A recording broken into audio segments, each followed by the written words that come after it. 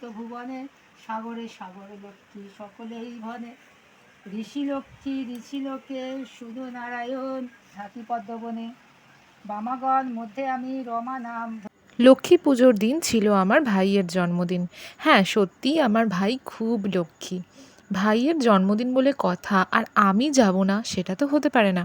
সকাল সকাল চলে গেলাম ও বাড়ি। বাড়ি গিয়ে দেখি মা বাবা দুজনে মিলে পুজোর আর জন্মদিনের সব জোগাড়জাটি করে ফেলেছে।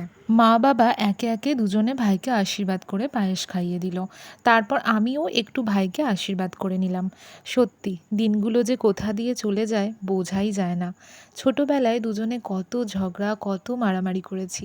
মা তো ফেড আপ হয়ে মাঝে মাঝে বলতো দুজনের মধ্যে একজনকে মামার বাড়ি রেখে দিয়ে আসবো। তারপর আমি মামার বাড়ি চলে যাওয়ার পর ভাই কেমন বদলে গেল।